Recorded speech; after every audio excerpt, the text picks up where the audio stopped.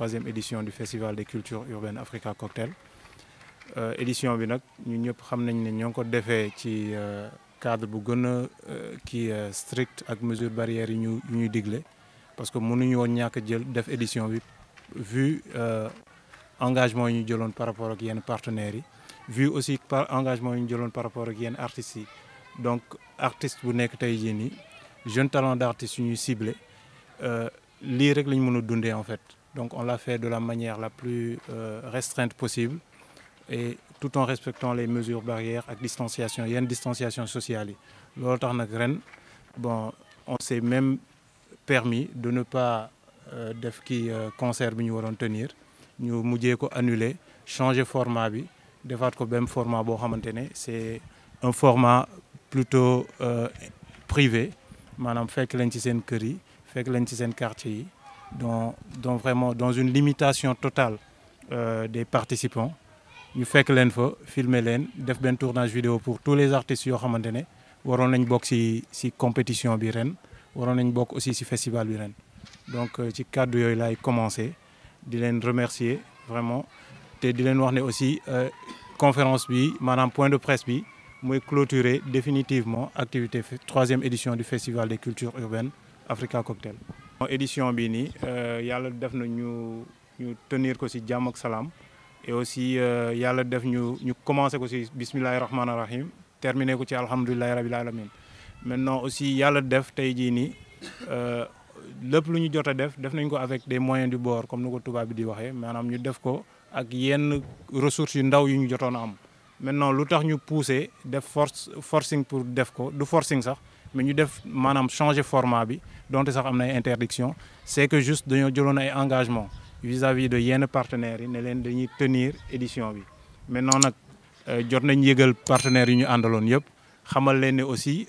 vraiment format bi day changer activité bu ñuy def du ñu woo benn mbooloo dañuy fexe ba fekki su dee artiste la dañu lay fekki sa bërëb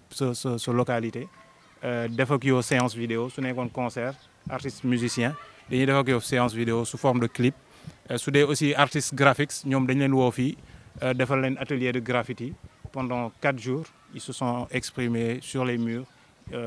maanaam wane nañ seen talent ci murs yi wane aussi seen talent ci tableau yoo xamante ne peut-être tey jii nii dinañ ko may yenn ci suñuy accompagnants yenn suñuy soutien yi ak suñuy partenaires. association bi tey parce que Africa Cocktail association la yuy dajale ay ndaw te association comme ni ñu ko baaxoo ni ñu ko xamee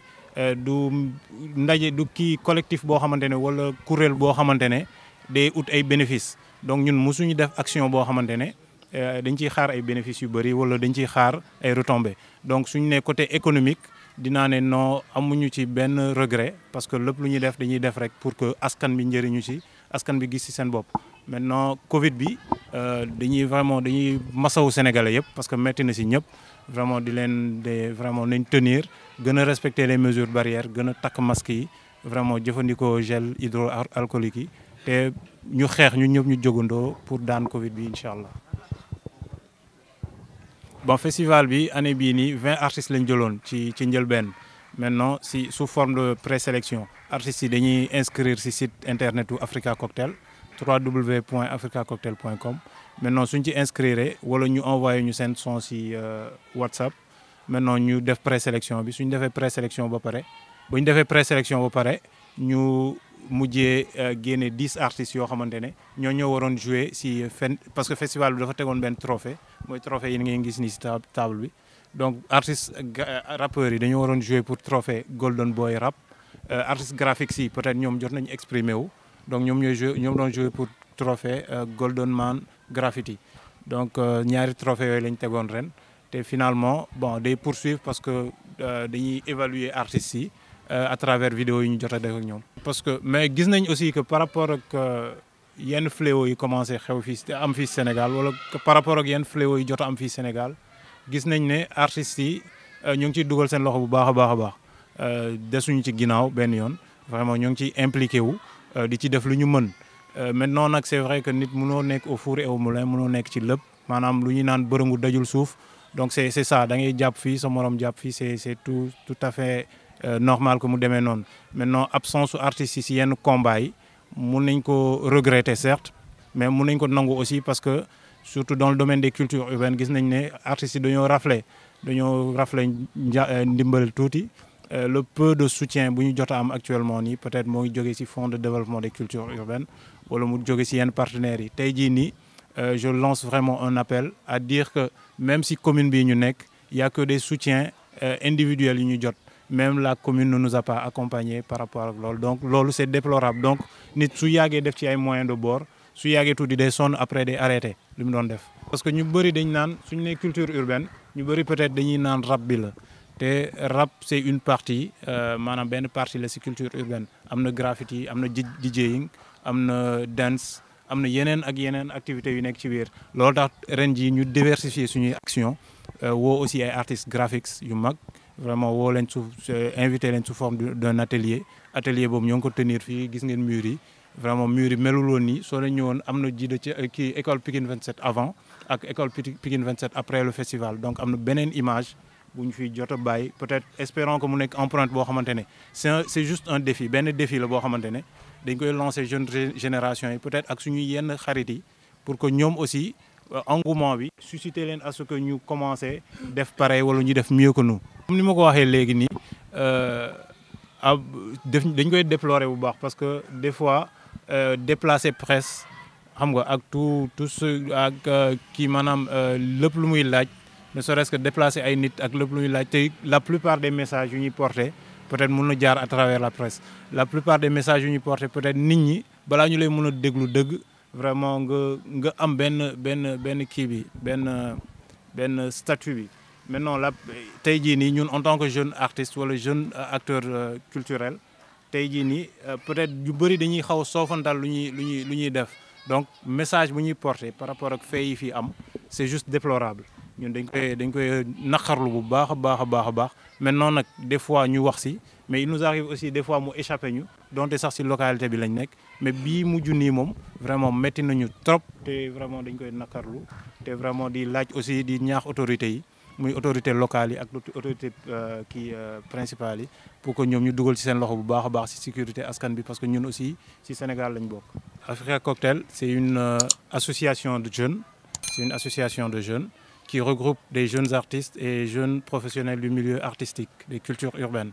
Maintenant, le concept, c'est de promouvoir les talents naissants dans la banlieue, parce qu'on a constaté qu'il y a plusieurs jeunes qui sont dans nos banlieues aujourd'hui et qui ne parviennent pas à monter sur scène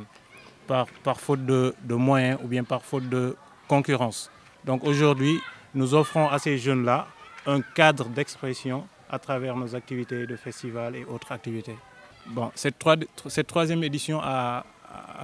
l'entame, nous avons ciblé 20 jeunes. C'était lors d'une présélection. Et cette présélection-là, nous avons sélectionné 10 autres jeunes qui devaient compétir pour le trophée Golden Boy Hip Hop de la troisième édition du Festival des cultures urbaines Africa Cocktail. Maintenant, ces jeunes-là, ils se sont produits vraiment à huis clos. Parce que c'était définitivement le format que nous avons choisi, vu les interdictions de rassembler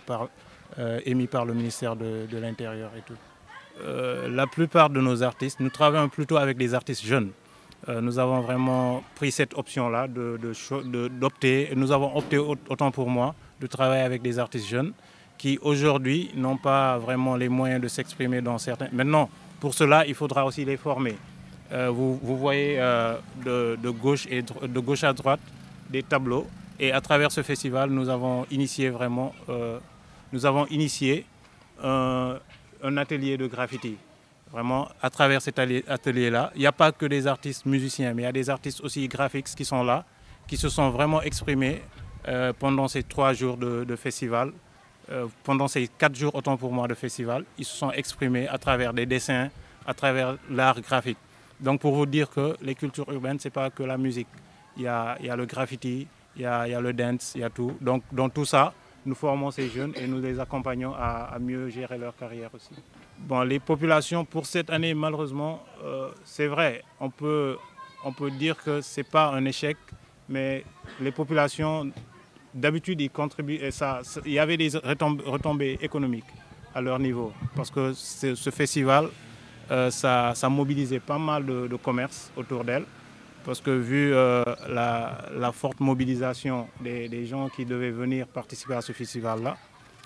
c'est vrai que ça devait mobiliser pas mal de commerces autour. Maintenant, à cela, certaines populations peut-être pouvaient en bénéficier. Certaines couches de population vulnérables qui vivent que de petits commerces peut-être pouvaient en bénéficier. Maintenant, dans l'autre sens, il y a aussi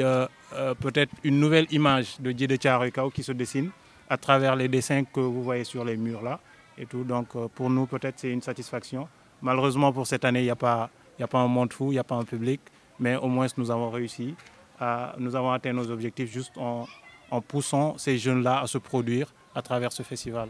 Bon, je dirais manque à gagner, non, parce que nous, la plupart de nos activités, la plupart de nos actions, elles sont gratuites. Donc nous n'espérons pas grand-chose en retour. L'essentiel, c'est de transmettre un message aux jeunes, transmettre un message aux populations. C'est ça l'essentiel pour nous. Donc manque à gagner en termes économiques ou bénéfices, non, nous ne comptons pas sur ça. Maintenant, le seul souci pour nous, c'est qu'aujourd'hui, vu qu'il n'y a pas du monde, donc peut-être ça peut paraître qu'il n'y a pas un grand impact, mais vraiment nous sommes satisfaits de la tenue des événements et nous rendons grâce à Dieu. Les jeunes avec lesquels nous travaillons, les jeunes qui sont inscrits dans le concept Africa Cocktail lors des festivals et tout, nous travaillons avec eux plutôt dans le domaine artistique. Maintenant, c'est vrai, il nous arrive de lancer des campagnes de sensibilisation, comme par exemple pour la Covid-19. Vraiment, nous sommes vraiment activés là-dessus. Pour la lutte contre la drogue aussi, nous sommes membres du collectif